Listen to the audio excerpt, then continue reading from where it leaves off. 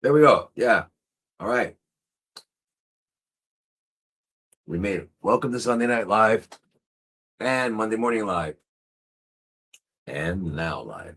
Okay. Let's get started. We're on all, looks like we're on all platforms right now.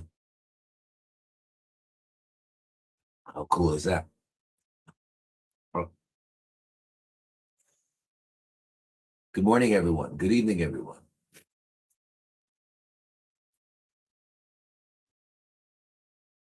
Okay.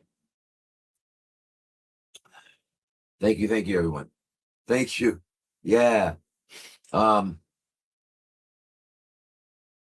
where's that? Questions. Questions. Questions.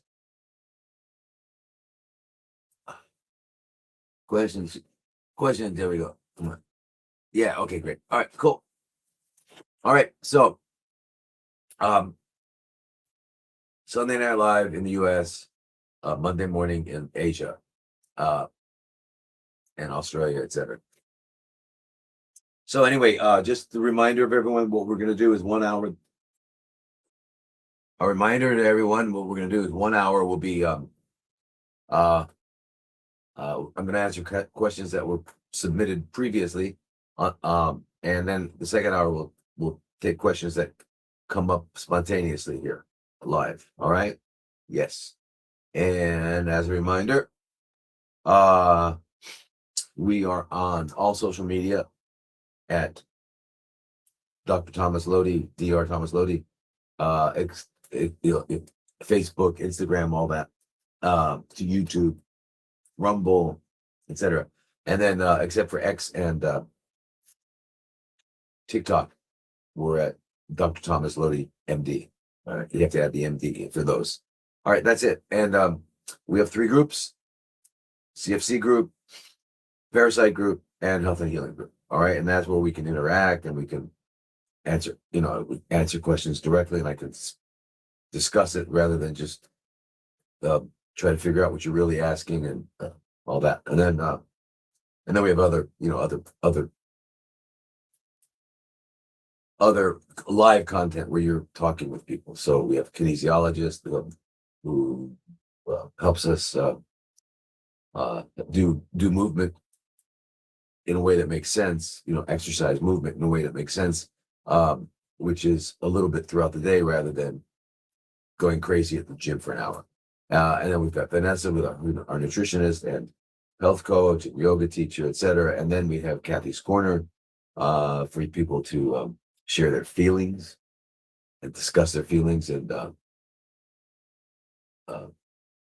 real soon we have a fellow who was a disciple of the Dalai Lama. He quit the monkhood and he's now living. He's not married, has children, but he is going to be helping us with different types of meditation and dealing with that sort of thing. And then we also have a raw chef coming on board. So it's going to be, it's pretty full, a lot of content, keep you busy. So that's it. All right. And there's one other thing I'm supposed to say. What is that again? Please like, follow, share this live, and subscribe to our channel so you'll receive notifications every time we go live or post new content. Okay, cool. Let's start with the questions. All right, so this is caring. And the topic is other. 58-year-old female, 5'3", 149 pounds, diagnosed with lichen sclerosus with serious fusion of labia 3 years ago. I'm told it's irreversible. Treatment with topical steroids, ointment. Please help. All right, so well,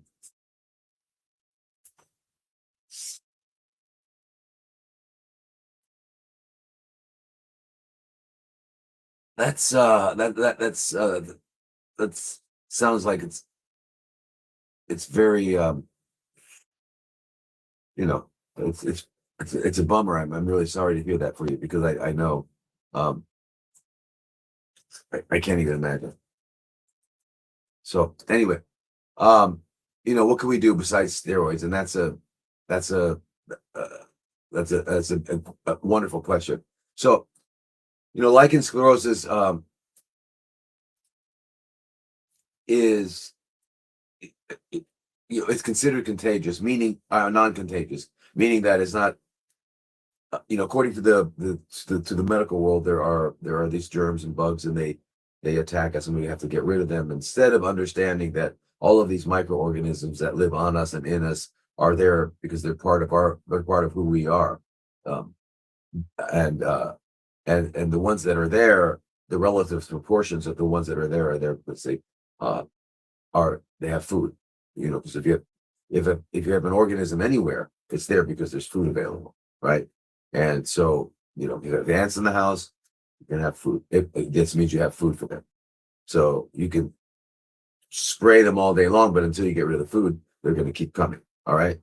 But this situation, it affects women that are usually postmenopausal. So 58 years old sounds like uh, you are. And it's not only women, men. Men and children can get it too. All right. So, but the general thing is high potency steroids, and the reason they do that is that they have nothing else. They don't know what else to do. But clearly, since that does help, partially, it means that the immune system is involved, and that's true with anything. Whatever's going on in our body that is causing an imbalance, the immune system is part of restoring balance. So of course it's going to be there. And so that's it. So and in fact, dermatologists rely on it quite often, right? If it's dry, they make it moist. If it's moist, they dry it down. And if they need to, they'll add an antibiotic. And then if nothing else, they're gonna add steroids, right? And steroids will eliminate the immune response to eliminate what's there. So we have to find out what's there. All right. Now, so with men it would occur on the tip of the penis, and they would have painful erections, and in women it's usually in the labia, and it's a major problem. But here's what we need to understand. There is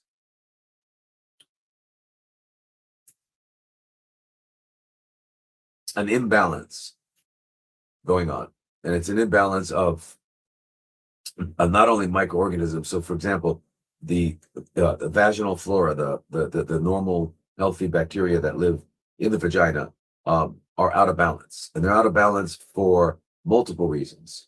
All right. So if we consider the fact that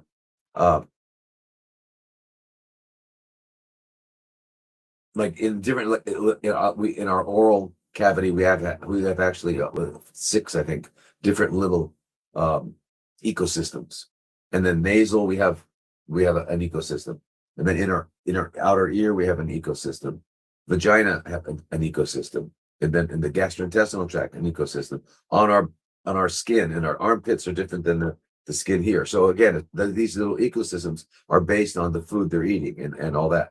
Now, vaginal microorganisms are eating their main food is the secretions produced by the uterus. All right, and the uterus produces different kinds of complex carbohydrates that we view as mucus, or mucus is it's similar to what comes out of your nose, and those glands secrete that based on the hormones that are being secreted at that time of the month, or postmenopausal, and those hormones that are what the glands in the uterus are susceptible to them. For example, during the early part of a woman who's menstruating, the early part of the cycle, the estrogen is going up and the progesterone is very low. Well, that combination stimulates certain glands in the uterus to produce a kind of mucus that comes out vaginally, and women, we call it discharge. And that mucus is usually, if you had some in your hand and you move and you spread your fingers apart, it would break easily, right? It's not stringy or anything, and it's also acidic. So, which works out because what that does to the in the vagina, when the organisms are eating it, they produce an acid, and that keeps the pH too low. In other words, it's too acidic for sperm, and it kills sperm. And also because that mucus is, when you move it apart and it breaks, it's not stringy. So even if there were sperm, they can't climb up and go to the uterus. So it's kind of the way God made it, so that pregnancy just doesn't occur. And then after the peak of estrogen, and right around the peak, and then a quick deceleration, that causes the egg to come out, and you have ovulation. Then the part of the uterus that's the ovary that's left, it's called the corpus luteum, and it produces progesterone. Anyway, that combination of just at the time of the ovulation, that the mucus, that when it stimulates the glands in the uterus, the mucus it produces is stringy, and when the bacteria eat it, it's alkaline. So the sperm don't die, and they have a rope to climb up and get where they want to get to. This is kind of amazing. That only happens about 4 days a month. The rest of the time we go back to that. So the point is that what's going on hormonally has a great influence on vaginal health. Now, when a woman goes through menopause, she's no longer making estrogens. She's making just androgens from her adrenal glands, but the androgens get turned into estrogens whenever they go into tissues that have an enzyme called aromatase, which you can find in fat. So you'll find it in breasts and other places, and vaginally there'll be some estrogens produced, but not as much. All right. So one of the reasons that it's quite useful to use biologically identical hormones to maintain a hormonal cycles that are what like 35 to 40-year-old woman would have, so that allows which results in a vaginal biome that is healthy, good for us. In other words, it's healthy. And then the other thing that happens with the lack of the estrogen is that the vaginal the lining of the vagina becomes very thin, because it needs estrogens to be thick and moist. So they get very thin. It's called atrophic vaginitis. And of course, this goes out to the vulva, because as you know, the vulva is like the entrance and exit of the vagina. So it's got most of its microorganisms from there, most of them. All right. And then there's also a pathway between the anus, the rectum, and the vagina of microorganisms going back and forth. So a lot of connections down there. So what's happening in this case is that the imbalance is so powerful. And remember, the immune system is there to try to correct things, but it can't correct. For example, it can't make microorganisms, it can't make bacteria, it can't do things like that. So what happens when the vaginal mucosa is becoming thin, not moist, and we don't have any very little secretions coming from the uterus? It changes the whole biome. It's a completely different group there. So one of the things so what do we want to do in this situation and any situation? We want to restore balance. Okay, so we restore balance by cleansing. The body needs to be cleansed thoroughly. And that includes, as we always talk about, biological dentistry, because we have to make sure the our oral cavity is healthy. And our teeth have, as you know, teeth have meridians that affect, different teeth affect different organs. All right. And so we're talking about the vaginal, um, and any urogenital system. In men, it would be the penis, testicles, uh, the bladder, and kidneys. And in women, it would be kidneys, bladder, um, uh, ovaries, fallopian tubes, uterus, and vagina. So that's all. Those are the top four teeth and the bottom four teeth up the front, up your front. And those are the ones that are particularly directly related there. The rest of our oral health also has a tremendous effect on it, whether we have root canals or extractions by regular dentists, which result in cavitations. So we've got to get that cleaned up. And just like when we say leaky gut, leaky gut, you have leaky gums. All right. And also that's going to affect the vagina, because they're clearly not the same biome in vaginal as it is in the gut, whereas the gut and the oral are very close. All right. Like 70-80% the same, but it's less in the vaginal, but yet it still has a profound effect. All right. So we've got to cleanse all that. We've got to do the biological dentistry, and we've got to clean out our body. So we've got to do a juice cleanse, a prolonged juice cleanse, a fresh vegetable with a little bit of fruit to make it delicious. So like celery, cucumber, spinach, kale, whatever you want, carrots, and then a lemon and apple. And you make the combination so it's delicious. You don't want to make it too sweet, but you want to make it delicious. And you do this for 3 weeks, 4 weeks, 5 weeks. All right. After day 4 or 5, you're fine. You're not starving. You're not going crazy with eating, and you'll be able to do that. And what that's going to do is just clean out toxins, because the other thing, in addition to having hormonal irregularities, you've got toxins, and then toxins which can interfere with microbial growth and function. But in addition to that, it's the food we're eating. If we're eating food that like we're eating a fast food diet, we're gonna have organisms that like fast food, and they're going to be different than the organisms who are home cooked vegetarian versus home cooked non-vegetarian versus uncooked vegetarian. So every diet, and if you're eating a lot of processed foods or snacks or stuff like that, is going to affect it as well. So remember, what we're eating is what they're eating. So we're feeding them and us. So the closer that our diet is to a human diet, and a human food is, by the way, whether you like it or it offends you or whatever, sorry, it's like being upset that the moon came out tonight. Anyways, so is uncooked plants. That's what it is. And that doesn't mean purely. You might, if things were back 8,000, 9,000 low,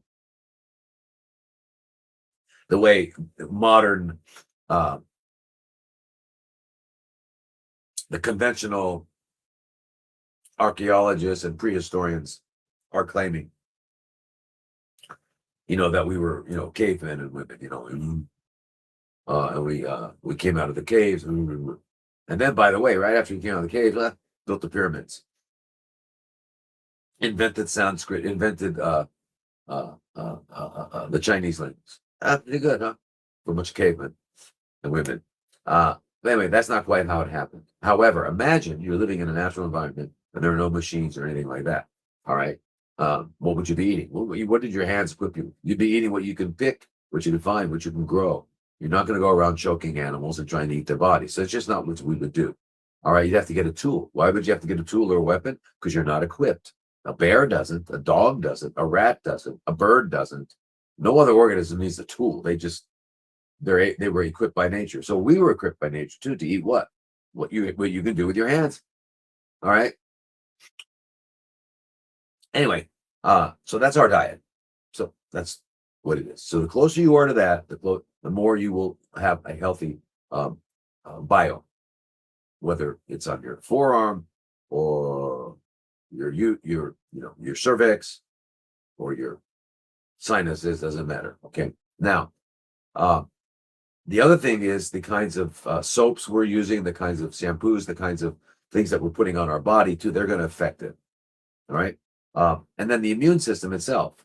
So we know, since this condition is alleviated to some degree using steroids, that means the immune system is kind of dysregulated, and that's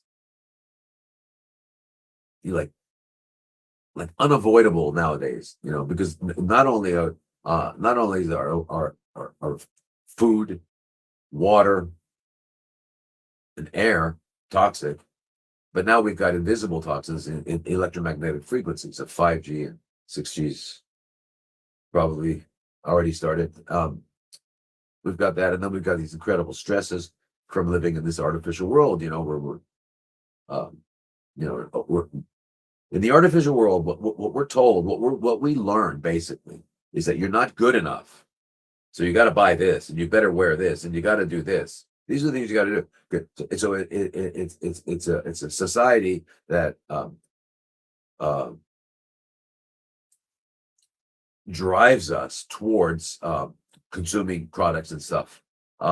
And like the vast majority of people don't even care what they're putting on. They don't read it. What am I putting on my body, or what am I eating? They don't read the labels, because if they did read the labels, they realize they don't understand it, because it's all chemistry. So basically, we're being chemically altered by all sorts of things. Well, our bodies are chemistry. That's the way it works. That's what's working down there. So in other words, we've got to be very aware of what we're putting in and on our body. Okay, and so the answer to your question is, you've got to do everything we would do if we had CFCs, if we had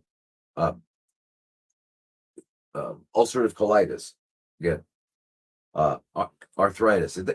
It doesn't matter, because those are all manifestations of the body attempting to balance. All right, so that's what we have to do. And then so now, with biological hormone replacement, you've got to make sure that the compounding pharmacy you're using uses find out where they're getting the raw materials. It should be plant-based. I mean, it's plant-based, not animal-based. There's certain plants. There are plant steroids. Like, for example, we've all heard that soy produces what are called phytoestrogens. Phyto meaning plant, and then estrogen. So they're similar. But so anyway, what they do is they get them so that they're identical to what we would be producing normally. And then you would want to get those hormones so that you're taking estrogen, or mostly estriol, and 10% estradiol, 90% estriol, depending, unless you have any other problems going on, like lumps in your breasts or anything like that. If you don't, no history of CFCs, chronically fermenting cells. CFCs, by the way, for people who are just starting, are what the Rockefellers have embedded into our consciousness as the word cancer. Okay, but these are chronically fermenting cells. So what you can do is it's a combination of the bias, right? 90% estriol, 10% estradiol, on days 1 through 26, and you arbitrarily day 1, and then days 12 through 26, you're getting a form of progesterone, a bioidentical, and it can be orally or topically, but the estrogen has to be topical. Okay, by doing that, you're going to get back a relatively close cycling hormonal condition that a woman 35, 40 years old would have. In addition, you change your diet, but you can get also estriol vaginal cream, 0.05%, and they give you a syringe. You insert it. You insert it into your vagina when you go to sleep at night, so that you're lying horizontal. It doesn't leak out. And you do this every night for about 2 weeks, and then you do it 2 or 3 times a week to keep things. So what that does, that estriol, which is one of the estrogens we make, will restore the lining, the epithelial lining of the vagina, back to being thicker and moist, and allowing a healthy flora. And that will also help the vulva, because the vulva is affected as well. All right. So restoring that hormonal balance, and then eating right, into probiotics, getting sleep, working with stress, if you have toxic relationships in your life, whether that's at work, at home, all it's a complete transition and restoration of uh, a life that leads to health, because health is the consequence of living healthy, and there's no other way to obtain health. You can't buy it, you can't demand it, and you can't negotiate it. You can just earn it. So you've got to get healthy. All right. So down what's happening down there is telling you you're not health is just optimal functioning of the organism, or everything is balanced. So we've got to restore that. It's not something we have to get rid of, because that is our body responding to the situation. So we're going to change all that. All right. And a lot of people might think, well, I've got to really do a lot of cleaning. No, you don't. You don't over clean, but a lot of people over clean, right? And soap is made to remove, the chemical structure of soap is that it gets rid of oily stuff, right? And so you don't want to do that too much, especially in areas where you need that natural lubrication oil that's being produced. That's also on our skin too. So you don't want to overwash. So in other words, you've got to develop a system where you're clean, you're keeping yourself clean, but you're not over clean. So all of that stuff, and rebalancing the immune system, right? And this is very complicated. It's not just, the answer is not, the answer is by the way, any other question you have, this is the answer. Whatever the question is, this is the answer. So please listen and don't think, I wish you would get to my question already. I'm already on everybody's question. All right. And that means we got to restore immune balance. So we got to avoid as much as possible. If you live in a place that's, got 10 5G towers around you, you'll never have a balanced immune system. And whatever the reason is that you can't leave doesn't change the fact that you're getting exposed. So that's one thing. But you can get EMF blockers, and you can wear Faraday clothing. There's lots of things you can do that will lessen it. And yeah.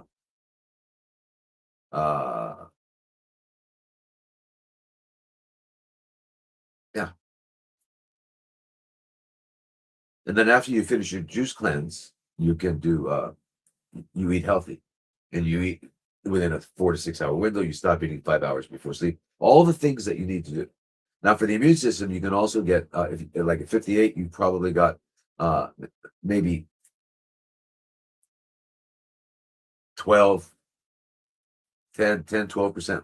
of your thymus glands function, meaning you're not making many new T cells and NK cells, natural killer cells. So those are very necessary for a healthy immune response. So you can get thymosin alpha-1, which is a peptide, and you can use that, take that. You can also get something called ProBoost, which is ProBoost, which is kind of like a powder, or you get it in pills, which is similar and a lot more affordable, but not quite the same, but good. Secondly, you gotta get your thyroid hormone working and balanced, because that has a major influence on the immune system, and your adrenals. Okay, and then you've got to also take a lot of melatonin, because our pineal glands are being fried and calcified. And then you got to learn to control the monkey inside. Okay, the mad monkey, your mind. Got to learn to control that through meditation and prayer. And bring your autonomic nervous system into balance. In other words, we're going to restore health. And when you restore health, your vaginal area will be healthy as well. All right. So a lot of times, the thing that's interesting, if you look at allopathy with allopath MD, or naturopaths NDs, or osteopaths DOs, or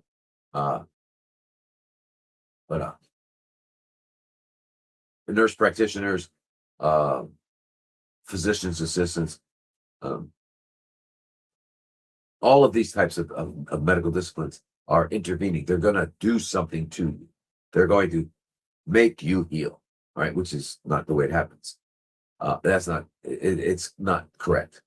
All right. So whether you're using drugs as an allopath, or you're using botanicals, You can't force health. What you need to do is remove the most important thing is remove all the things that are impeding your ability to be healthy, because that's what the body's designed to do. It's not designed to be unhealthy. It's designed to be healthy. In other words, functioning optimally. So you got to remove all the things that are possibly obstructing that, and make sure you're getting all the nutrients and lifestyle, water, etc., that you need, and then you will have optimal function. That's what will happen. Period. And there's not another way. Right? Now, in terms of rubbing anything down there right now, while you're doing all this stuff, you're going through these changes, you can use, fresh aloe. Fresh aloe is magical, and it heals. And it's comforting, it's soothing. Get the fresh aloe plant, you cut off the leaves, and it's kind of like a jelly inside. And you can use that, because it's very healing, because and it'll also bring moisture, um, you know, things like that. But anyway, and then get off the steroids and restore a healthy uh, uh, hormone endocrine system. So that means your thyroid, your adrenals, and your sex hormones, like we were talking about. You restore all of that, and you use the estriol vaginal cream, and it's gonna clear up. Okay, so it's not something you got that got you. What's happening is your body's responding to the environment in which it is being exposed to live. Okay.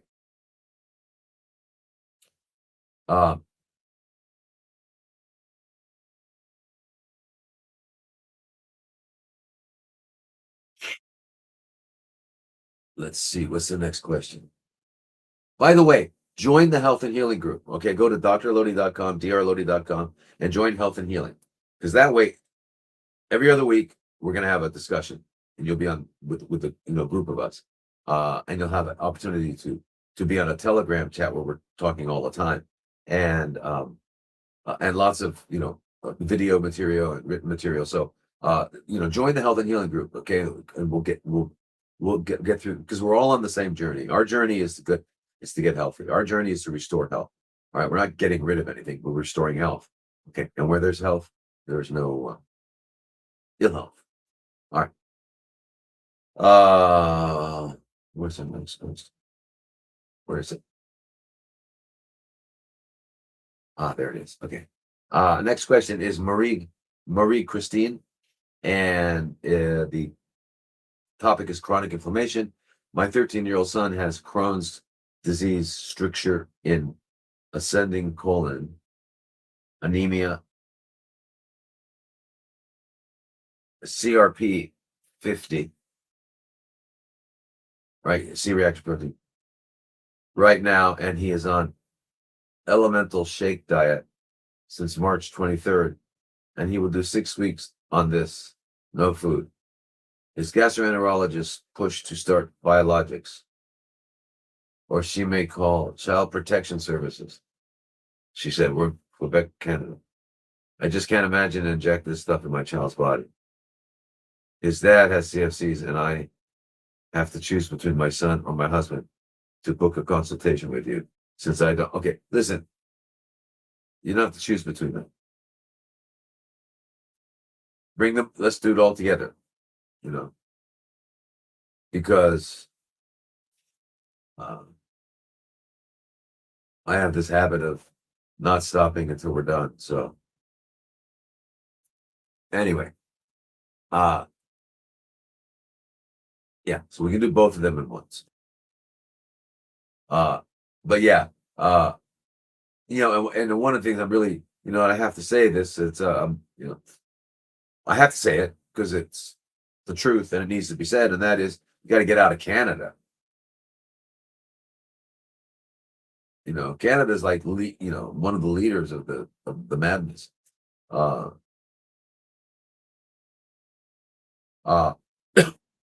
that's what they do. They'll call Child Protective Service. They'll even take children away if we're not. It's madness. Okay, so run, Forrest, run, get. And that's not, and you say that's impossible. Yeah, but having your son taken away is that okay? And we're talking about some dire stuff here. So I have, You have a choice: either poison your son or and let your husband get poisoned or get out of there. Well, So anyway, think it over. But in the meantime, make that appointment because there's a lot of things. Crohn's 13 years old, and your husband with CFCs. So what's going on with your son? Look, he's got anemia and his CRP is 50. That's very high. So obviously he's all inflamed. And we got to look at his vaccination schedule and whether or not he got the bioweapon injection in between 2021 and 2020 up to now. So there's a lot of things we have to look at. But and by the way, there's no such thing as Crohn's, ulcerative colitis, SIBO, all that stuff are names, different names they put on different levels and the different levels of dysbiosis. All right. And what I was talking about in the previous question applies 100% to your son and your husband. We've got to get on the path to health and get away from this idea that we're going to kill some disease. Okay. We're going to get rid of some disease, something that got into us. We got to get rid of it. There's no it. Okay. So we've got to restore health. But that's a bummer about your Canadian government. And what is a elemental shake?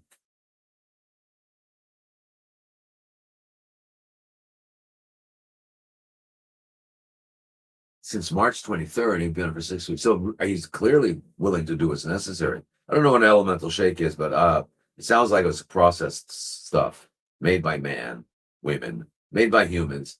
Nah, stuff made by God. All right, that's called vegetable juices. And eating healthy food. Your son's got to eat healthy foods, and so does your husband. So do you. Not processed stuff that comes in packages. That's not right. That's not natural. And if it's not natural, it is therefore artificial. And our bodies are natural, so they require natural substances. So if you give them artificial substances, they have a response, and that is inflammation, an immune, which is an immune response. So bring them both on, and they can, we'll take care of that. Okay. All right. Next question is Audrey, and this is alternative.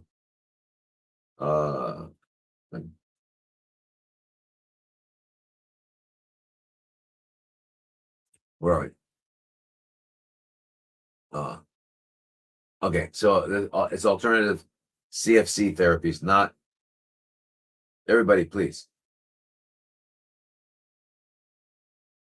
Astrology is it's an ancient science, and real.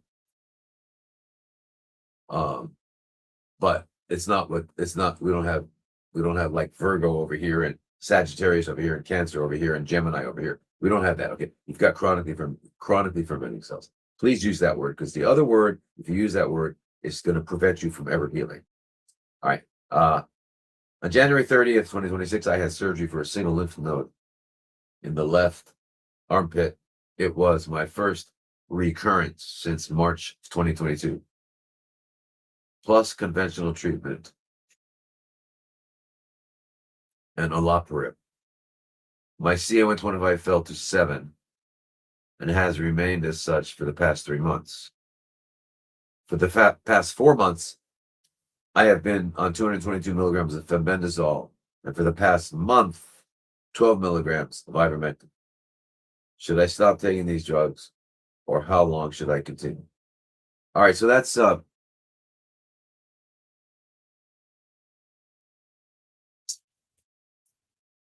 Audrey. In your question, and see, that's why the groups are so important, because in the group I would ask you stuff and we could refine this, and and I not only find out what you're really asking, but I also can let you know what you really need to do. I mean, and that it requires discourse. So if you join the groups, you should join the CFC group. drlodi.com. Anyway, then we'll meet twice a week. We can do meetings in addition to Sunday Night Lives, but twice a week, and a lot of other benefits. But so you had a single node in your left axilla. So you obviously had a left breast CFCs, and it was your first recurrence since March 22nd. I want you to understand your language. You're using Rockefeller language. First implies more, because firsts are followed by seconds and followed by thirds and followed by fourths. So you didn't say, I had a reoccurrence. I had the first one. Doesn't matter what you think you meant. That's what you said. And the words are what make your reality, your language. So you're planning on more, whether you know it or not, because that's what they've got you believing, that this is going to keep coming back. All right. So just understand that language. Okay. And you had surgery to remove it. If surgery worked, CFCs would not be a problem. Someone gets a lump, you cut it out, we're done. That's not the way it works. Surgery doesn't. Surgery, you can cut off all the apples on a poison apple tree. Next spring, next fall, you're gonna have a crop. It's not the apples. Anyway, so the lymph node means that it was being activated by something. Lymph nodes are there because they receive the drainage from tissue beds. All tissues, groups of cells, are drained through the veins and the lymphatic system. And the lymphatic system takes that stuff that's drained to the lymph node, where the lymph node makes a immunological decision, because it's got all the big boys, the T cells, NK cells, and anyway. So that's what was going on. And they cut out, you remove the lymph node, you remove some of your immune system. Now, if it was obliterated with CFCs, of course, but usually it lights up, or it's slightly enlarged or something like that. It's not that it's spread there; it's that's where it's getting drained to develop an immune response. So it was my first recurrence since. Okay, so I guess in March is when you had the conventional treatment. So the conventional treatment is high dose chemo and checkpoint inhibitors, or whatever they call it, immunotherapy, and all of those things enhance metastasis. There will be metastasis if you get high dose chemo. And so you have to understand that what's going on now is that initially you hired an army to go to war against your body, and it was able to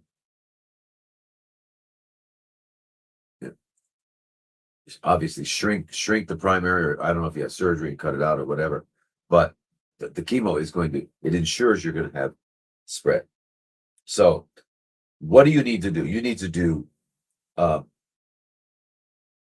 got to change your language. That wasn't your first recurrence. What happened was that the CFCs, the reason the CFCs were there, they were fermenting. The reasons, the confluence of different toxicities and your lifestyle and all that resulted in that. Now, if that hasn't changed, even if you take it out, it's going to happen again, because that is your body responding to that situation. So if you haven't made any changes, that's going to happen. So understand that it's not a recurrence of anything. There's no recurrence of anything. What it is that and whatever they did, they were unable to get the CFC stem cells, because they're impervious to high dose chemo. They're impervious to radiation. All right. And then they're the seeds that need a good soil, and that soil is your body. How are you tending you're the gardener of this magnificent body. It's made of earth, believe me, because when our last breath goes and the spirit is gone, this turns back to earth. So we're earthlings. This is earth. Okay, this is the soil. All right. And those seeds are going in that soil. Now, fortunately, you're the gardener, so you can determine what that soil is made of. And that's your job, is to make sure you're eating human food. All the things that we've talked about. So the answer is like, if I had been listening to these things, these lives for a long time now, I'd be bored because there's always the same answer. What's this guy talking about?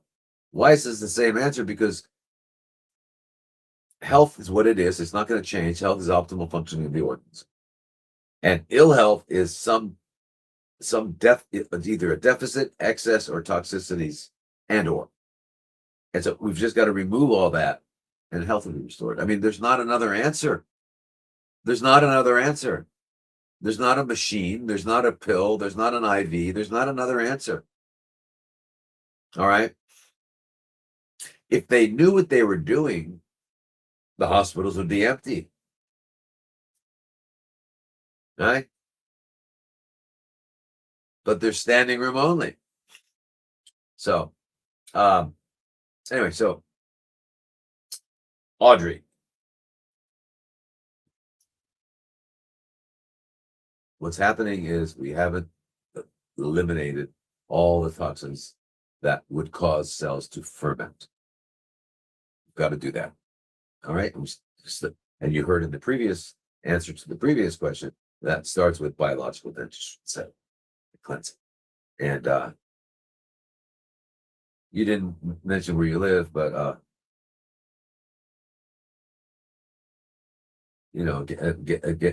depending on where you live too, so you're CA 125. So that sounds like it was ovarian in nature. Ovarian, and you had an arm, and it was in your left axon. I mean, CA 125 is a marker for ovarian, uterine, ovarian, and you had it in your left. So did you also have breast involvement? See, this is why we need to dialogue. Join the CFC group, and then I can talk to you tomorrow.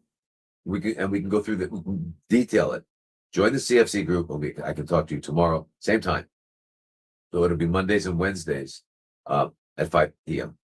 Arizona time, whatever time it is where you are. I use Arizona time because the clock doesn't change, so it's easy. All right. Should you be taking Fen-Ben and ivermectin? Yes, Fen-Ben 222 milligrams 3 times a day, and ivermectin 12 milligrams 3 times a day, and niclosamide 500 milligrams 3 times a day, if your liver is functioning. And so, in other words, you've got to make sure that your body can metabolize this, and it metabolizes it through the liver. So, is your liver if your liver is healthy, then those would be the dosages and frequency, right? Minimal. But if your liver's not, then those would have to be adjusted. But yeah, 12. It's usually ivermectin 12 milligrams 3 times a day, Fen-Benzol 222 3 times a day, and niclosamide 500 3 times a day, or praziquantel, or parental palmitoid. There's a lot of other combinations, but that's just a good basic standard one. And then you need a antiprotozoal like nitazoxanide, tinidazole, metronidazole, like that. So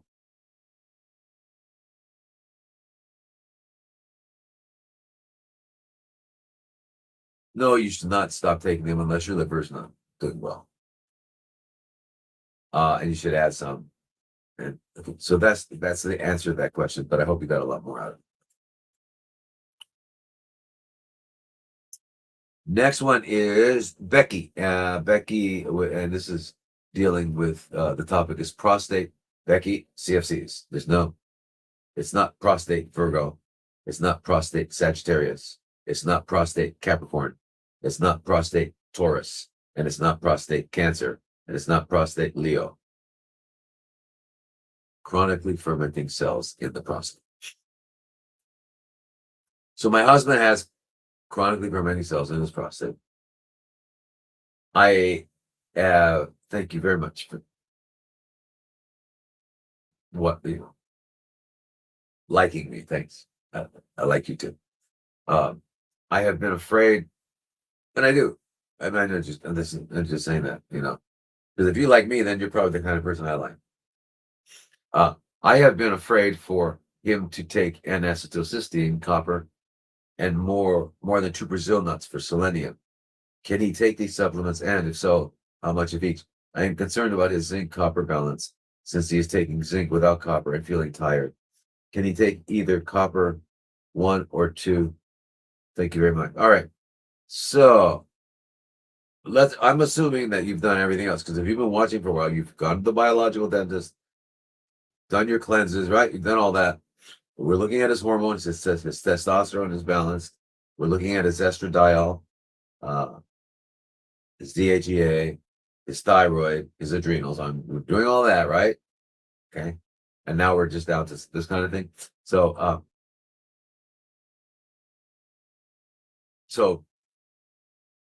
the concern about N-acetylcysteine, NAC, is unwarranted. Okay. NAC, N-acetylcysteine, is a way to provide your body with the amino acid cysteine.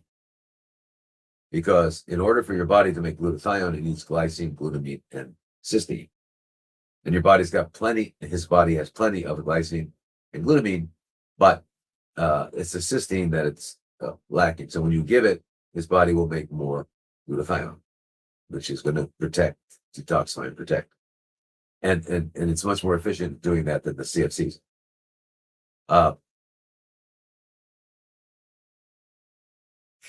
Worrying about Brazil nuts and selenium. Again, this is part of what they do. It's part of the lies. They listen. They obfuscate the truth in every way possible. So there's disinformation and misinformation, right? Which is all we get. Little speckles of truth here and there, but it doesn't matter because it's buried. So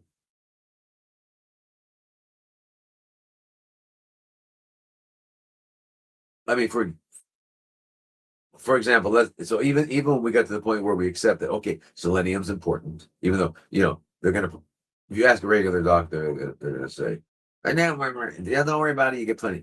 So that they're so out of touch with reality that and if you're a regular doctor out there, it's time to wake up, get some training, and do what you wanted to do in the first place, and that is help people. Okay, so Brazil nuts have selenium. It's selenomethionine. It's selenium, the mineral that is attached to an amino acid, right? Which makes it absorbable and bioavailable. Because if we just eat minerals, we don't absorb them that easily. So we've got to have them connected to an organic acid or an amino acid. So Brazil nuts are a very good way of getting selenomethionine. And what they're telling us is too much is going to hurt you, right? Right. But taking ibuprofen, antibiotics continually, and chemo, and that's fine.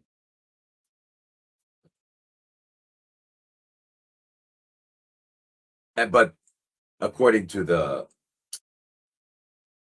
alternative thinking, everyone has concluded that it's 4 Brazil nuts that give you approximately 200 micrograms of selenium. And any more is dangerous. Not true. Because we're deficient and we need it. And selenium is important in so many necessary reactions in our body, including the production of the glutathione, like we were just talking about.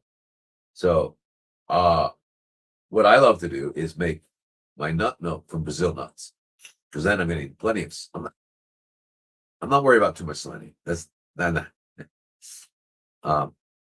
every time, but most of the time. I like the Brazil nuts milk, and then you make your chia porridge and your flaxseed smoothies out of it. So and then you can eat a few a day as well. They're amazing food, and they don't just have selenium, but you're not only eating that either. So don't worry about that. Okay, and the copper, the zinc to copper ratio thing is it's based on physiology, and and so we have a lot more zinc than we do copper, and that's because that's what our body needs. It needs more zinc than copper. And so our guts are designed to absorb it in the proper ratio. So in other words, if I had a lot of zinc, I would absorb less copper. If I had a lot of copper, I'd absorb less. Now, with prostate CFCs and other CFCs, we know that they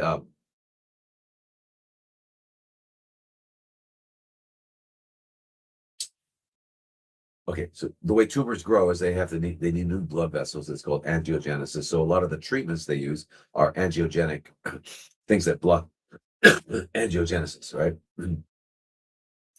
Drugs that block angiogenesis.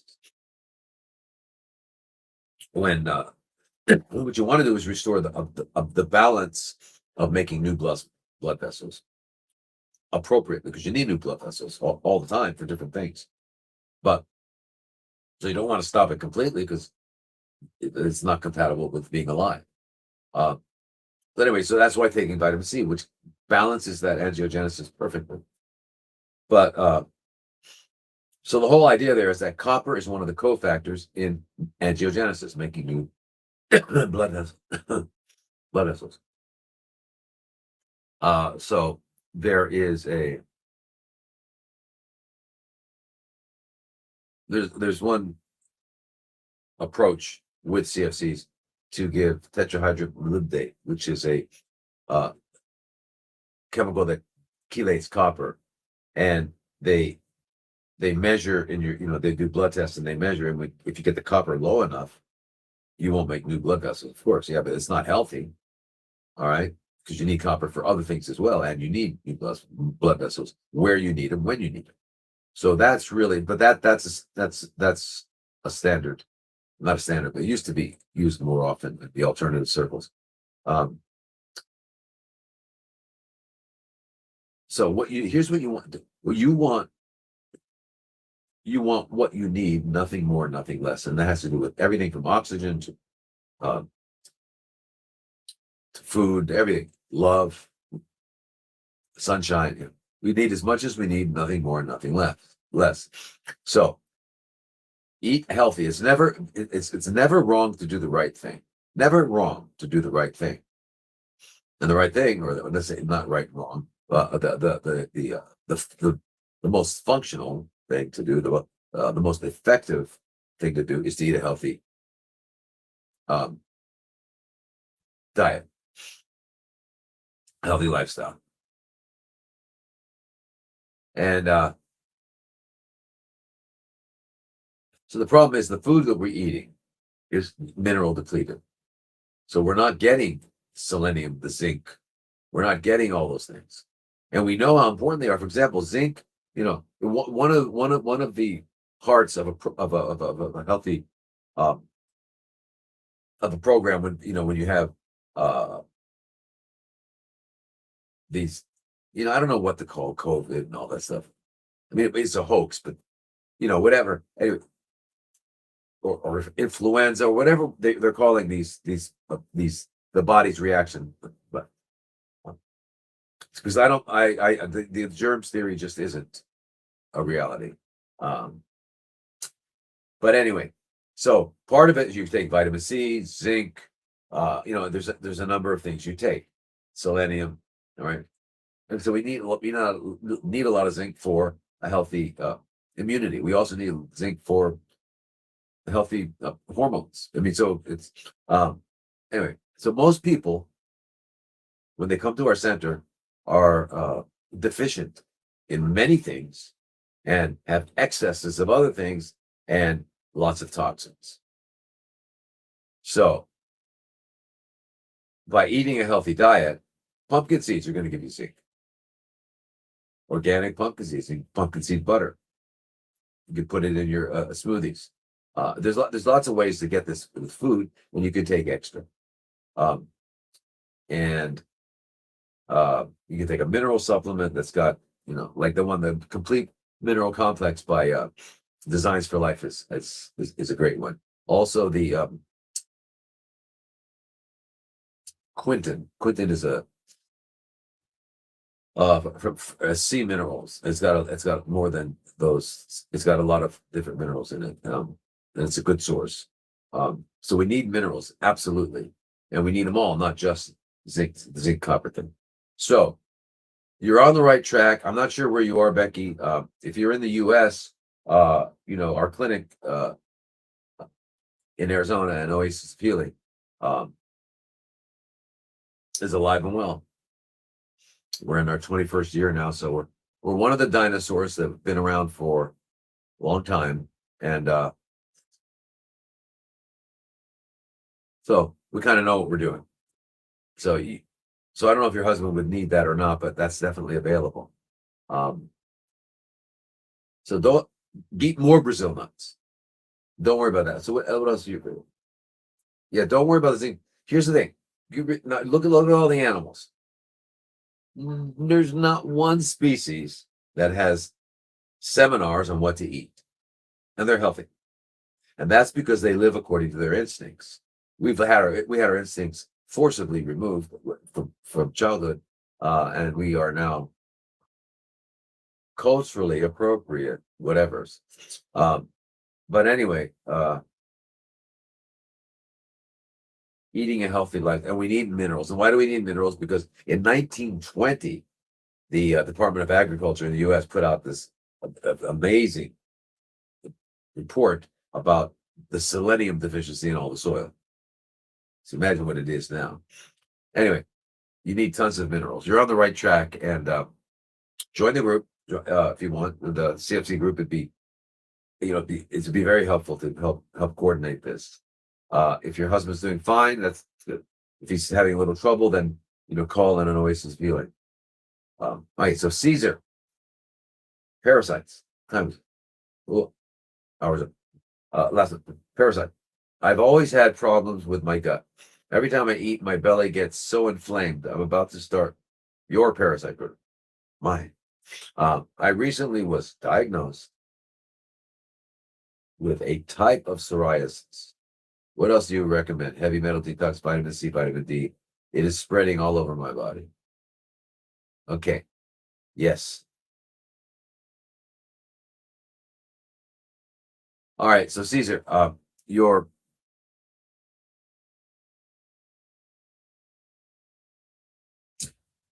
every time you eat, your belly gets inflamed. So I think you mean bloating, like bloated.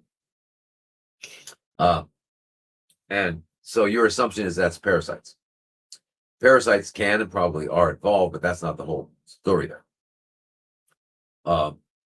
It's a dysbiosis. And it's a dysbiosis because of the way you live and what you eat. And so if you've listened to all the questions, the answers, especially the first one, you'll know exactly what to do already. All right, because it's the same answer for everything. And we don't want to hear that. We want to hear, no, I have this unique problem and I need something specific. No, you don't need something specific. You need everything that you need everything to be restored to health. You don't need this one thing. So we got to get rid of what we don't need. And we got to get rid of, which is either toxins or excesses.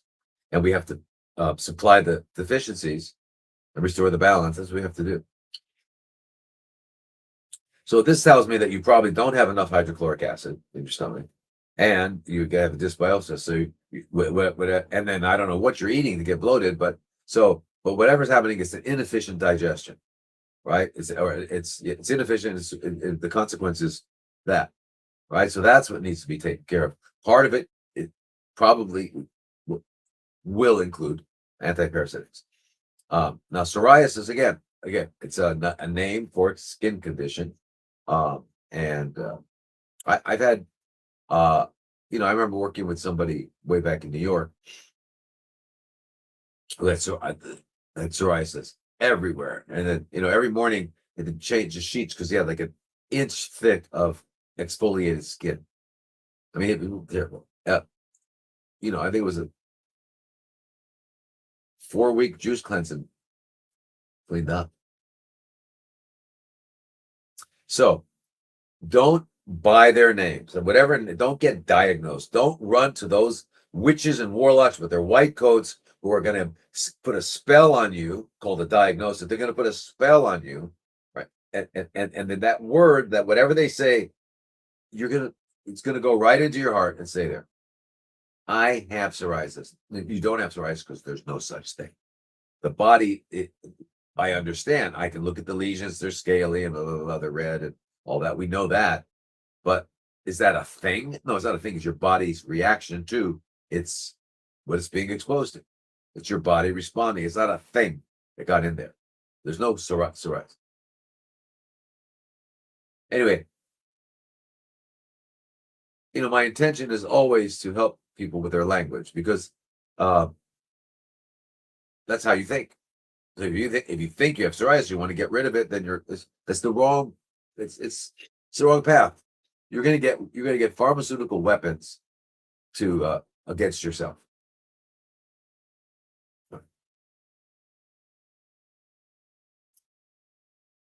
But as I said, a juice cleanse. So Caesar, understand that everything we talked about, including biological dentistry, everything, restoring gut health, everything, hormone balance, all of it is the same for you. And especially if I would do a 4 to 6 week juice cleanse. First of all,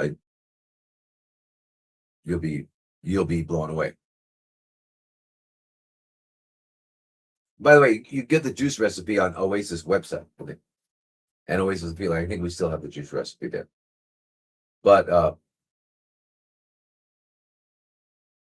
yeah. Okay, so let's move to some questions from the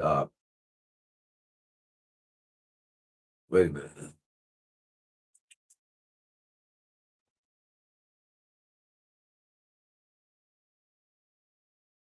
All right, so let's go to the spontaneous questions.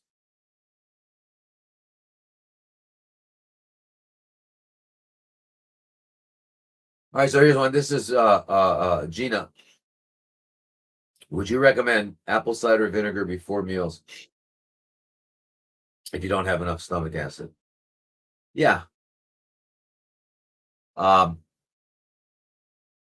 pH of apple cider vinegar is around 2 to 2.5. It depends. Now they're making it even less acidic. But yeah. I would also consider getting betaine hydrochloric acid, because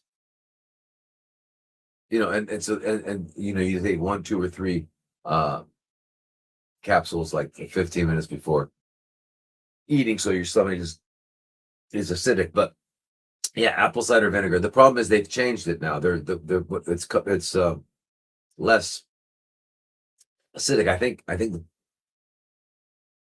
pHs are like 3 or something, 3.5, which is too high. All right. So if you have pure original apple cider vinegar, like try to get an original source of it, organic, get original source, and that's great. And then no, Bragg's, whoops, we just went off. I don't know if you saw it, but you went off, and I lost all the conversation. Anyway, Bragg's aminos, they have it. Bragg's amino. Bragg's has products. They have, they have soaps, all kinds of stuff. They've been around since the 60s. And there are other sources where you can get an organic apple cider before eating.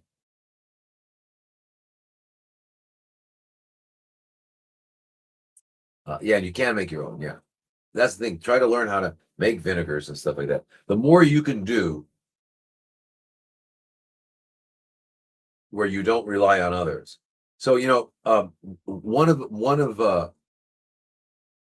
kind of a definition I came up with regarding neurosis. So we talk about neurosis and psychosis, right? So people are neurotic or psychotic. And so psychotic is where your reality is completely different from other people. All right.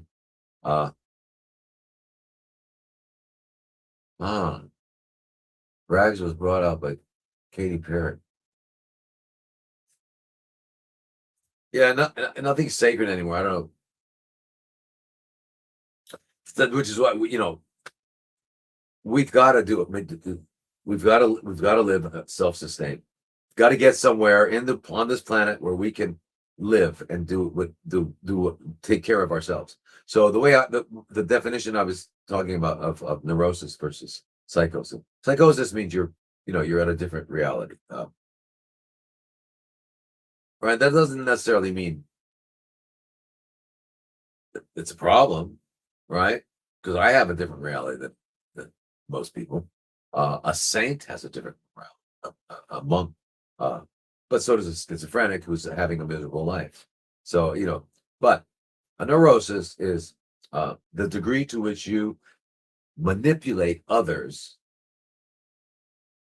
to directly manipulate the environment to provide for your needs. So the more that I have other people deal with the earth and whatever to provide me with things I need to live, is the more that I'm outsourcing who I am. I have less of a relationship with my life. I'm not my own farmer of everything, clothing and everything. Right. So the human being in like the year 1880, everybody they either could make most of the stuff or they had friends they shared it. But now we don't know how to do anything. Nothing except shop, press buttons, and we've lost that. So the more you can directly manipulate your environment to survive, the more authentic your life is. All right. So you got to get somewhere and do that. Get somewhere and do that. Get somewhere and do that. Because if not, you're going to be living in a stupid city, smart city, as a prisoner, chipped and whipped. And not some distant time in the far, far future, like within a couple of years. All right. Anyway,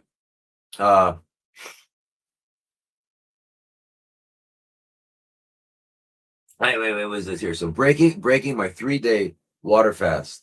Had a difficult time with cantaloupe. Scared to eat.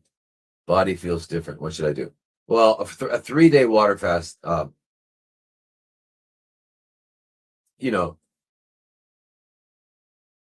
Not necessarily melons, but then try watermelon.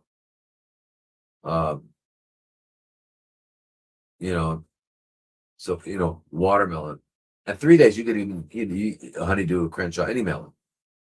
And just one day, and then you start eating blended organic, blended soups and stuff like that, and use that as a doorway into living and eating healthy.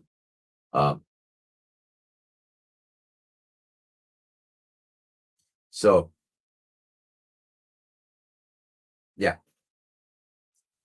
So I don't know why when you say you had your problem with cantaloupe, so really just change. You can eat any melons, but they're good.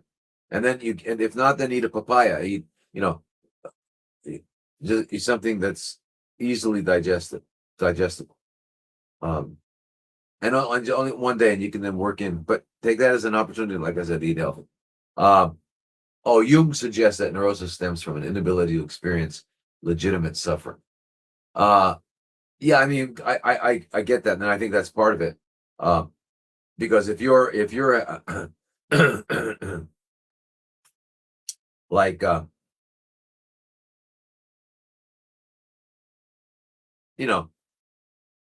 oh honey, would you get that for me? Get what you get that. You got everybody doing stuff for you, and you're not doing anything. I'm not going to even take the stairs. I'm taking the elevator. Everything that we do to avoid living is disconnecting us from the fact that we are spirits with an intellect living in a physical body. It disconnects us from that. All right, and so part of that is suffering. And again, so suffering. Jung was a Western, although he had a lot of Eastern influence. Um, Suffering is in the mind. It happens in the mind. Uh, and I mean, I'm not going to explain that. I mean, okay. No, are you kidding? I got a pain here, and they'll tell me that's in my mind. Well, that has to be transmitted by nerves up the spinal cord into your brain, and then and then it's turned into it somehow becomes a thought. If you had if you were if you had the nerve severed, or you were quadriplegic, there would be no pain. Okay, so it's not. Anyway. Uh, but anyway, and psychological suffering is our response to stuff as well. Like,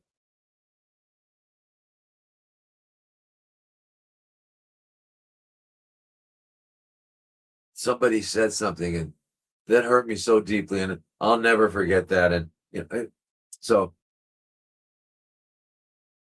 but yeah, but to experience your suffering means that you're acknowledging your condition, who you are, what you are, what you're going through. So, for example, if someone close to you dies, and you're bummed out, you don't need to take an antidepressant. You need, it's mourning. It's a process of death, just like the process of birth, that you need to experience, and it's got to be your body. Your body, mind, spirit has to go through that, right? And anyway. So yeah, I get that with Carl Jung. Great, a wonderful guy. A lot more tuned in than Freud.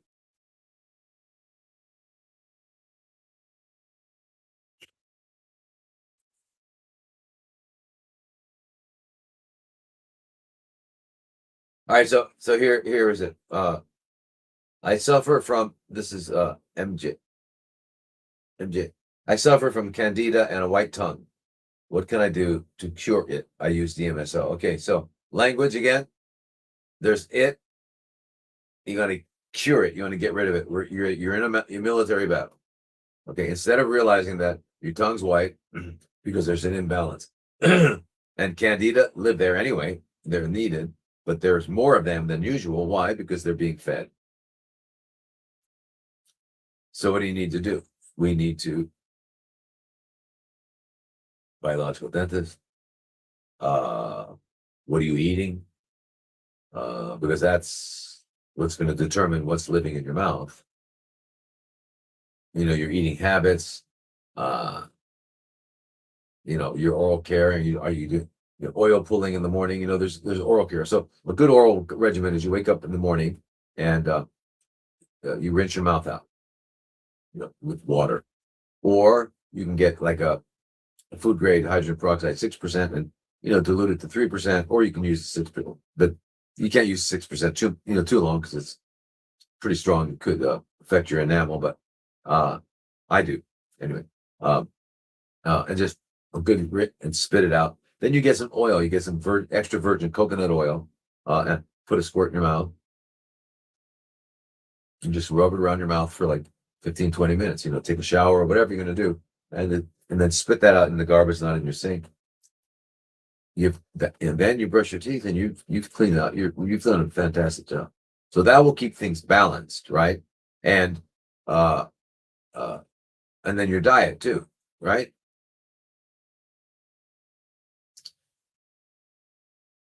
So I'm not sure what your diet is, but if the closer it is to a human diet, the closer it is directly related to the your oral microbiome. Okay. Now, in the allopathic world, what they would say is you get an antifungal called nystatin, and it's called swish and swallow. It was really popular when HIV was what they called HIV was happening. Anyway,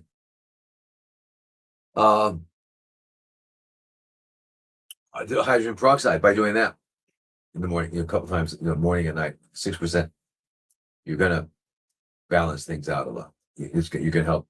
Yeah.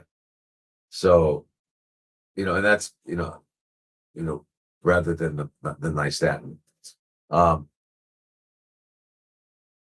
But again, it's what you're eating, because even if you successfully eliminated the excess candida, who are there eating with a 6% hydrogen peroxide, food grade. Even if you did that, if you haven't changed your diet and everything, they're going to be back, or another organism is going to take their place. That is not that is out of proportion to what it should be. All right, it's just the way it is. All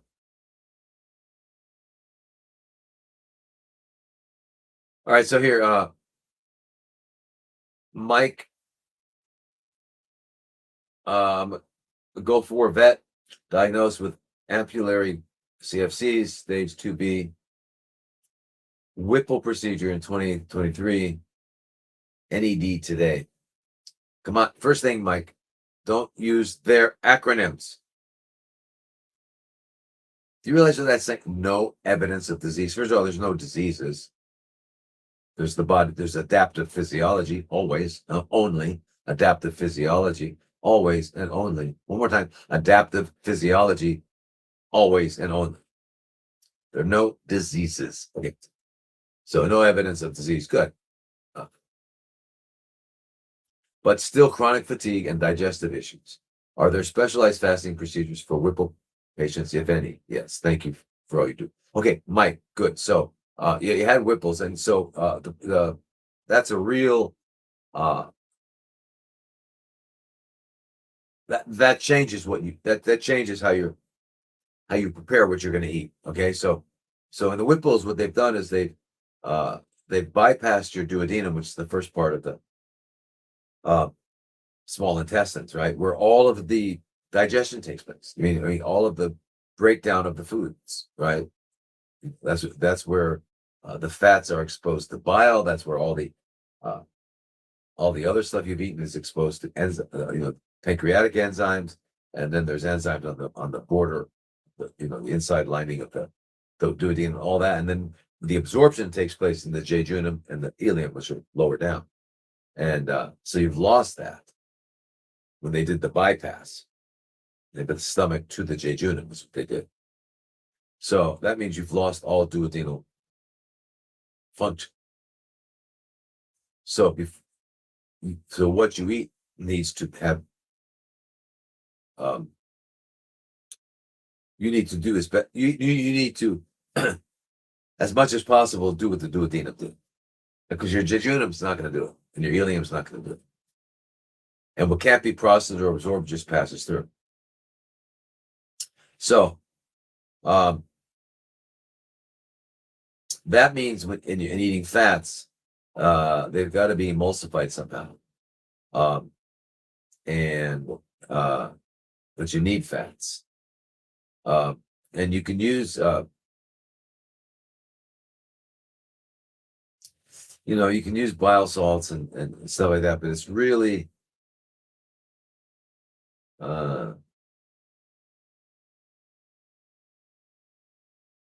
anyway, yeah.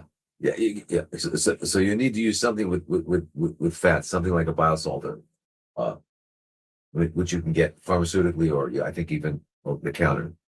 But also you need things to have been already pretty much digested. So a good food for you would be like melons and things like that, because they don't require much at all, and fruits, blended soups and things like that. You if you can buy some good digestive enzymes, like the company I love is Transformation, and they have different kinds of enzymes for different diets, and so you can put that in. So if you've had a Whipple, then you'll make your blended soups or whatever, and you'll put in the enzymes already, and let that at least, so that when you eat, it's going to go to what's going to go to your jejunum is going to be much more digested and absorbable than had you not done that. All right, so you need a lot of juicing and things like that. Because when you juice something, you've got it broken down to very, very small particles. But I would still put in some digestive enzymes into it. All right. Um, so, and then and water fasting, no, you can do that. Absolutely. As long as you have enough fat in your body, as long as your BMI is like above 18.5, right? And you've got enough fat and you don't have some other serious situation, like, heart failure, you can still do it in these situations, but it has to be really medically supervised. Seriously. But, and there are certain situations where you can't. And if you're on certain medications, you can't. And that's why you really need to be evaluated or, evaluated by a doctor who knows what they're doing. And there is the problem.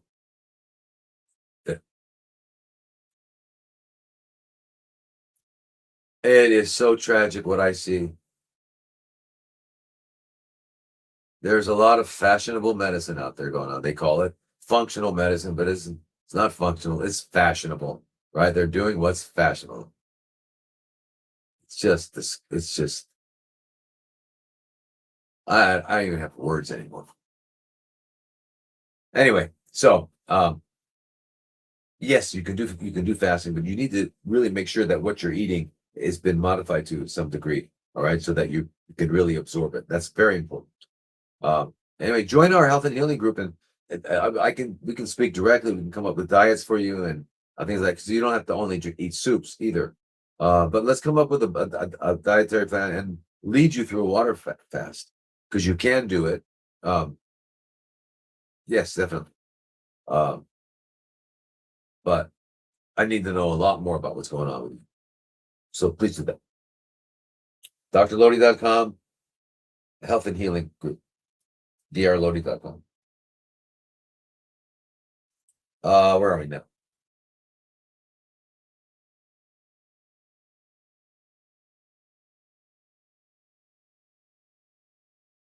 Okay, here's Mary.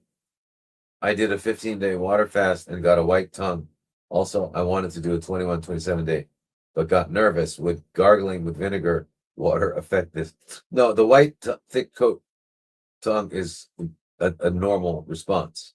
All right. And that's because with the water fast, you have decreased salivation and excess epithelial turnover, the cells lining your tongue. So that's increased. And so you end up with the tongue. And when the tongue eventually turns pink is when your fast is finished. That's how Herbert M. Shelton looked at it. When true hunger and a pink tongue comes, because they didn't have ketometers and glucometers.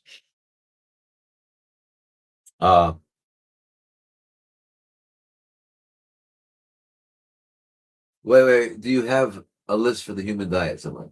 Yeah, good. Melinda, just it's on my website. But if you join the groups, you have free access to it. You join the health and healing group, and you free access to that and a lot of other ones. But the human diet is a 3-part series, and I think it's very important. But there's a lot of other ones that would be very helpful. But let me finish that with the white tongue and the fasting. So my book will be maybe it's done now. It'll be up any day now on the website drlodi.com, and it's a manual on fasting. It'll guide you through it safely and confidently, and you don't have to worry about it. So there's no reason to be nervous.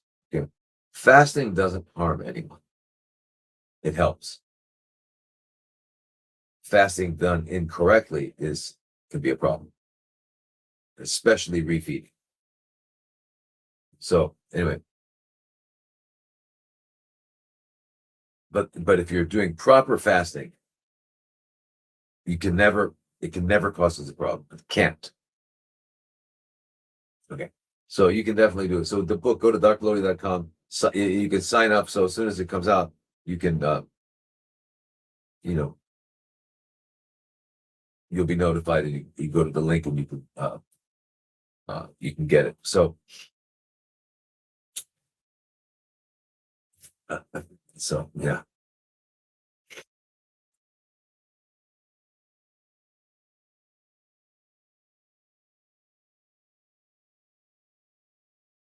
Oh, here. Oh, this is back to. This is back with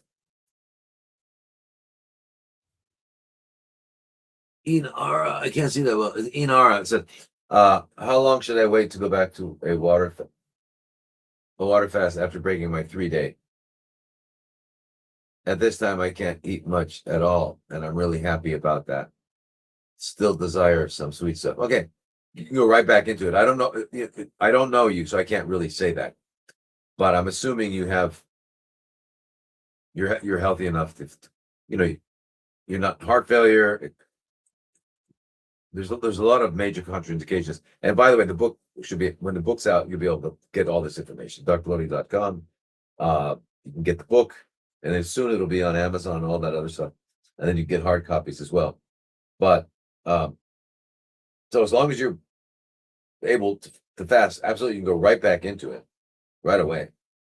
Because the benefit you felt is just the beginning. I mean, it's transformative. It's literally not in the new age. I had a transformative experience. None of that nonsense. It's transformative in that you get a new body. If you do a prolonged fast, you have a new body. Uh,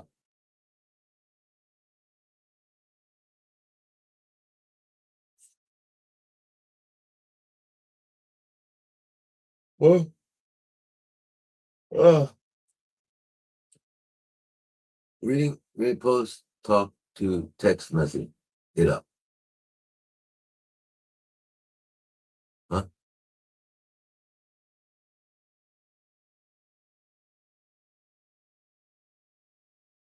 Oh, this is from Nikki or Nisi. Nikki, Dr. Lodi, are peptides good for you in general, particularly retatrutide, and is it good for bowel CFCs? All right, so um, all right, so here's the thing: peptide, are they good for you? Well, um, remember, no morality in nature. Um, uh, are they? Do they promote healthy functioning or not? And the answer is yes, because our body makes about 300,000 of them. So, and so we can't say in general. I mean, in general, they're part of life. So yeah, they're absolutely healthy. But the question is, um, are the question is, which do I need? Which will help me, right?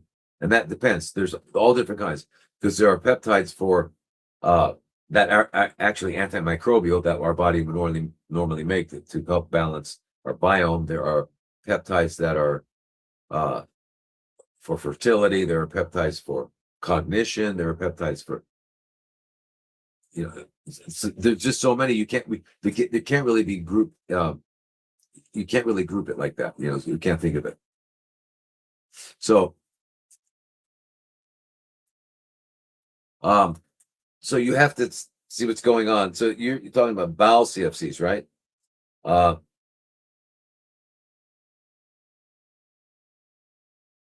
I hope you've been listening earlier because you need to do all of that stuff like cleansing, everything we were talking about. I hope you were listening. Okay. Now, retatrutide it's a drug. What do you say?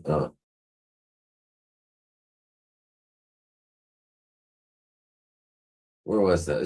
Was that? Did I get that right?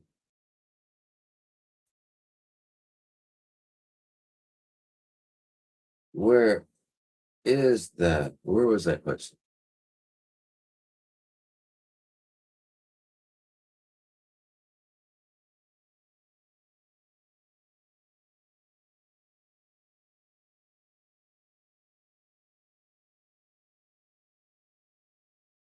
Where's that question? I'm gonna did I read it right? My God. Anyway, you know, I'm not sure what you said retatrutide, right? Retatrutide. Uh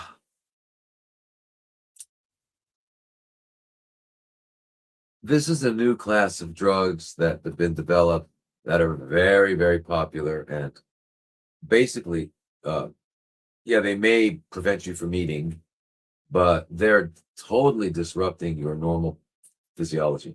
Remember, our goal is to restore balance in the body, restore physiological balance in the hormone system, the nervous system, the immune system, the gastrointestinal system. We want to restore balance in all these things. We don't want to throw them more out of balance. And this is a big, this knocks, your body must now adapt to this, right? Because it's blocking normal hormones. And all you have to do is eat right. It's crazy. That's all you have to do. And so remember, this is another one of those things that are considered convenient. Taking the elevator instead of the stairs so that you don't get the opportunity to stay healthy. Believe me, if you were quadriplegic, you would volunteer every day to take the stairs. You don't know what you have, so it's gone. Pave paradise, put up a parking lot. Anyway, so this here, what it's saying is that I'm going to do this drug so I don't have to eat less or something. So anyway, it's another one of those conveniences, and conveniences are very inconvenient. All conveniences are ways in which you can not have to directly manipulate your environment for survival. So whatever is part of the neurotic process, whatever you can do so that you don't have to directly manipulate your environment to satisfy your needs. All right, I'm going to take this shot. So, it's not. I don't even know how this became so popular, but people are dying from it. But yeah, peptides are great. BP 157 orally is really good for healing the gut. But it's more than just that. But peptides are really good. Thymosin alpha 1 is good for to improve your T cell function. There's growth hormone, and then there's growth, and then there's hypothalamic growth hormone that peptides that stimulate your pituitary to make growth hormone. There are ones for sexuality, for libido, for erectile function, for cognition, Cmax, C-Lank, cerebral lysin. So there's all kinds. So in general, yeah, because our body makes it, but to your specifically, I don't know. So if you join the health and healing group, we could talk. I could ask you questions, you could answer, and I would know.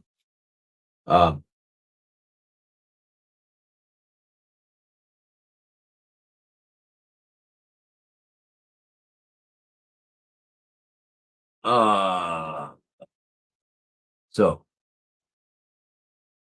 is there any other medication that's more effective than antihistamines for rhinitis, allergic rhinitis? Okay, so allergic rhinitis. So in other words, so remember the terms. Rhine, it means nose. Itis means inflammation. All right, and what is inflammation? Red, hot, painful, and swollen. Right. So you rhinitis. That's what you're talking about is you just have your nose dripping. And it might not necessarily, you might not necessarily have a red nose and all that stuff. So we're calling it allergic rhinitis. See, as soon as you name something, we stop investigating. That's one of the other problems with diagnosis. Now that you've got a name, you stop looking for what you stop trying to understand what's going on. So you got a diagnosis, you're done. I got it. Anyway, often when people have like a lot of secretion, from their nose, I mean, not thick and all that, just like a runny nose, they have to blow it a lot. it's a lot of it is maybe all of it, I don't know, is a dysbiosis. You know, there's excess candida yeast, and it's not that's because you're feeding them. It's not because they're attacking you. What was the question? Oh, then antihistamines. Right. Yeah, yeah. No, so what you do is you've got to clean up your oral biome, and are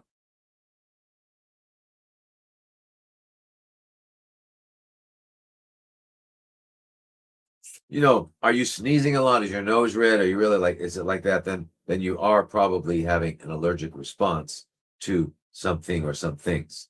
And if that's the case, it's because your body, you do have leaky gut. In other words, uh, and remember, leaky gut, leaky gums, leaky nose. They're all connected.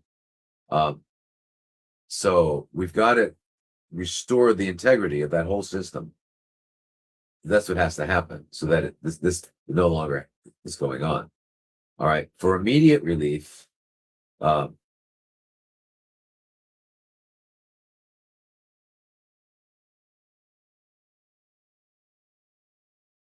start your juice fast.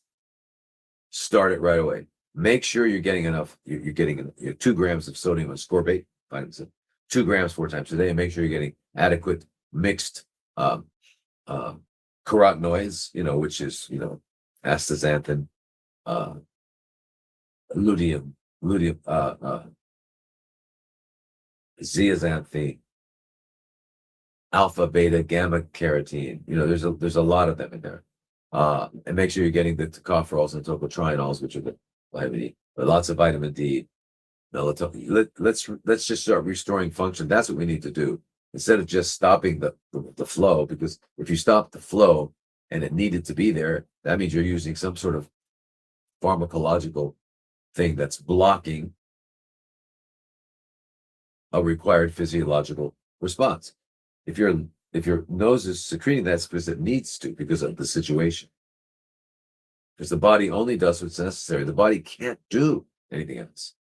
So you've got to change you. I know it's not the answer you want to hear.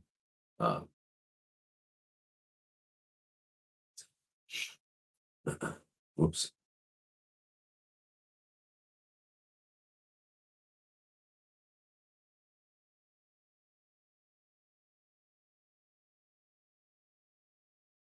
Oh, excuse me.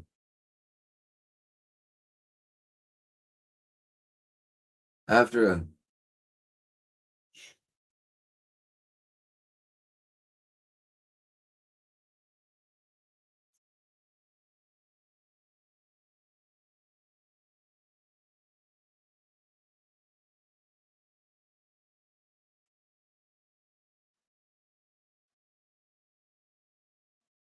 I see. I see. There's the question. Okay, so can you talk? This is a question from Dana. Can you talk about TCM and CFCs? So there we are, acronyming ourselves. Traditional Chinese medicine and chronically fermenting cells, right? And diet. What if you can't do raw foods because you are so cold all the time? What yang foods do you suggest? Okay, now, the thing about TCM and Ayurvedic is that, and what you need to understand is that, and I think it's somehow gotten mixed up.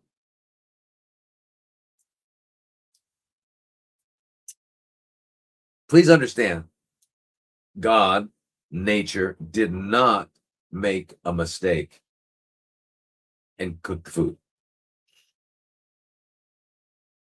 Every creature that is on the planet is living in their biological niche. In other words, the environment in which where all their needs are satisfied, and they're part of satisfying other needs to other members of their niche. So frogs are really happy in ponds and not happy in the desert. Now, in all there's nowhere that any organism needs to thermally degenerate the food before eating it. That's not required. If it were, how did we get where we were a million years ago before they even had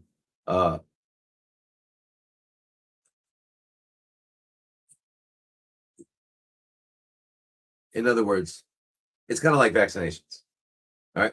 How the hell did we get here without vaccinations? It started about 100 years ago, 150 years ago. How did we get to that point? We really need them? No. Not only don't need them, they're not vaccinations. I mean, and we don't need vaccinations, we need immunity. And the immunity is from lifestyle. All right. So they're playing off that truth to get you seduced into believing this thing about there's never ever been a vaccination. Except the one God gives you. That was you get exposed to something and your body has a reaction and it learns how to adapt. That's immunity. You know. So with traditional Chinese medicine and Ayurvedic, which I have the most profound respect for, except the thing about cooking. Now, if we want to view it as a medicine, as a medicinal thing, then again, that's an interventionist mindset, right? Who are the interventionists? The allopaths, the naturopaths, the osteopaths, and any other path. They're intervening. They're going to force health on you. Okay, it's an absurd thought. You remove the obstructions, give everything you need, and consequences health. All right. So, now, but yeah, in the world we live in today, yeah, so we do need intravenous vitamin C. We do need these other interventions, only because we've been so destroyed. You know, our immune, everything's, and we're living in such toxic world. So in that regard, yes, the TCM would be good, but not as your regular diet. It's not cold and hot. We're all the same.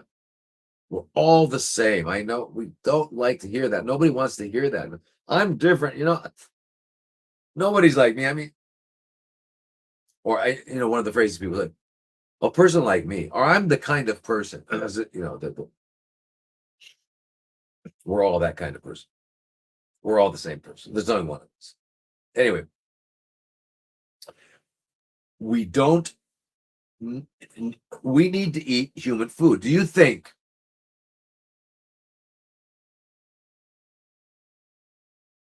different horses need different foods?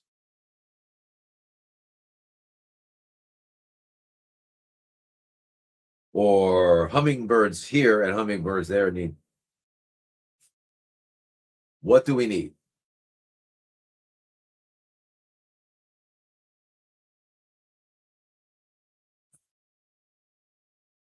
Wait, what is this here from Robin? Dr. Thomas Lodi, why will not allow anyone to come to your clinic to get DMSO IV? Only those with cancer paying $25,000. All right, that's a big distortion. Okay, Robin, major distortion. Okay, our clinic is for people with CFCs. Okay, nobody has osteological signs in their body. They have chronically fermenting cells. That's what we're there for. We're not there for other things because we can't. Okay, because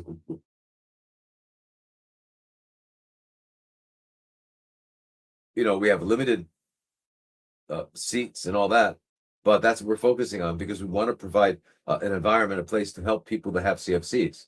All right, it's not like a spa where a holistic thing where you go in and get, I want NAD this week. It's not a fashionable medicine clinic. So that's why, and it's not spending 25. That's not what it is about. If you have chronically fermenting cells, you come to our center, and that's what we do. And to work with chronically fermenting cells is an entire major program. It's not just one or two things. So yeah, you also can't come and just get IV vitamin C, and you can't just come and get ozone. That's not what we are. Those are alternative spa health centers, wellness, anti-aging. But your implication, the way you said that was really, what are you trying to say? Come on. Robin. Don't talk around something. Say it directly. What are you trying to say? So I'm watching. Let me see. What are you gonna have to say? What are you trying to say, Robin? Say it again. I'm watching.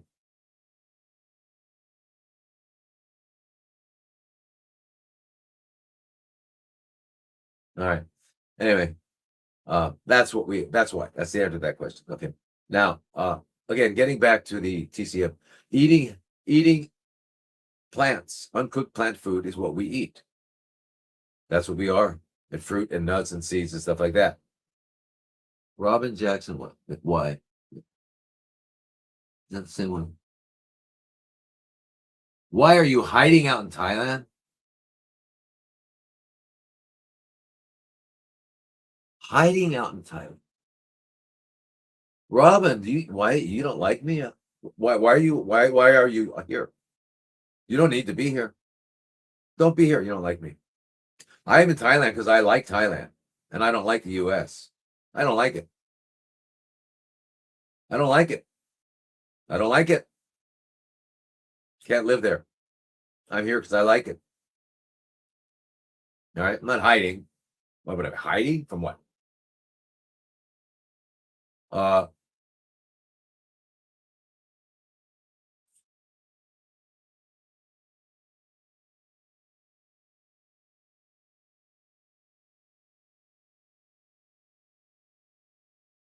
Anyway, I got very good doctors at the clinic in Mesa, and we talk all the time about what's going on with our patients. So anyway, for some reason you don't like me, so you don't watch, don't tune in. All right. And I'm in Thailand because I like it. Why are you where you're at? Where are you at? Where are you? Where do you live? And why are you there? And why aren't you in Mesa? Why aren't you in Thailand? Huh? So anyway, you realize you've just wasted a lot of people's time for some bizarre, weird stuff you got going on in your head. So, you know.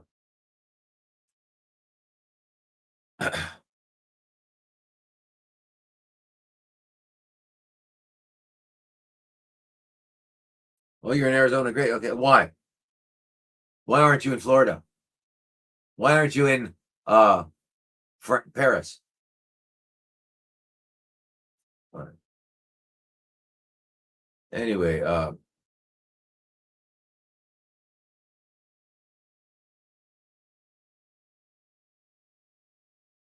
right, Elisa, you live in Thailand too, not in the US. All right, where are you? I'm in Phuket. You're where?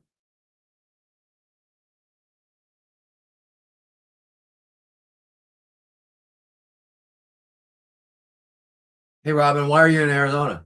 Huh? Why are you hiding in Arizona? Huh? Why are you hiding in Arizona, Robin? Anyway, what a bizarre comment you made. Hey, Paul, what's his name? I forgot his name. He's a naturopath in Scottsdale. You can go to his clinic and just get DMSO. There's lots of clinics in Scott. You shouldn't be worried about that. You know, that's there are Arizona, Phoenix, Scottsdale. There are lots of clinics you can go just get those things. Okay. Anyway, yes, I'll stop with you.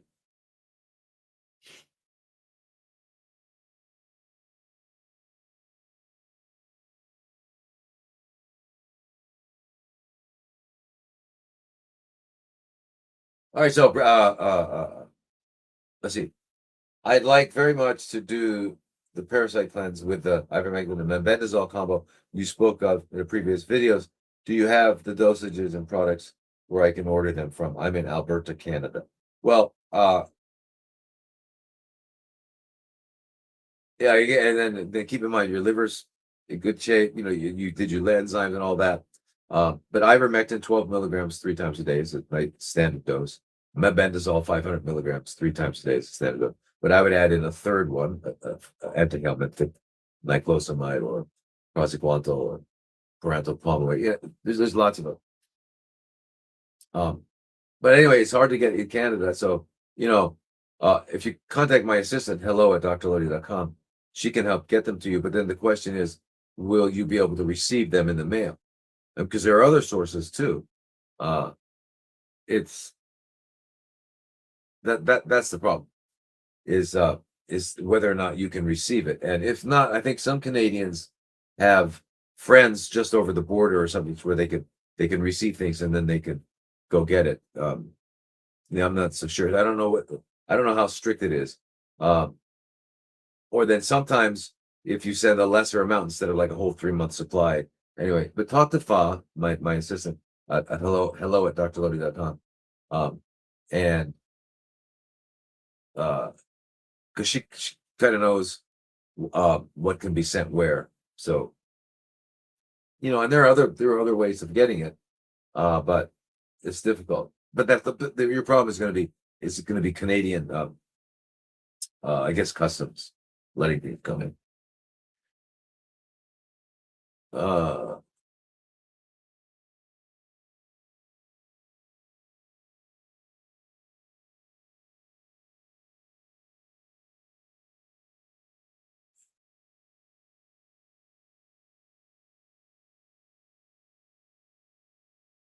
Dr. Lodi, how do you feel about Joe Rogan informing Trump about psychedelics for mental health and other issues?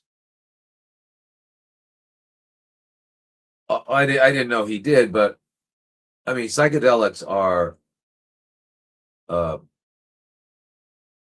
plant medicine, and they're an important part of. They've been an important part of human history always.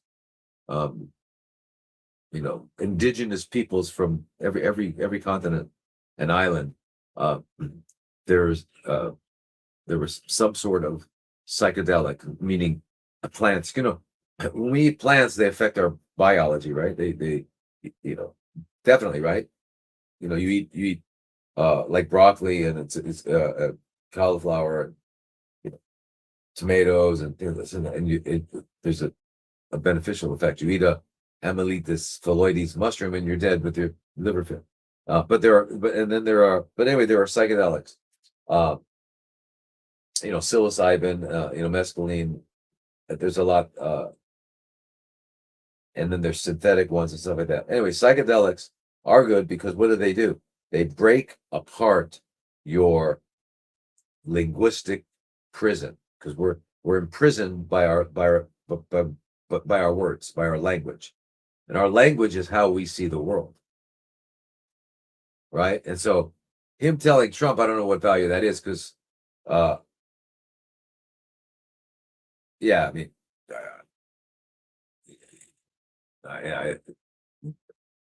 I don't know what value would be in telling Trump about psychedelics, but to tell the world. But again, when people if you're going to take psychedelics, I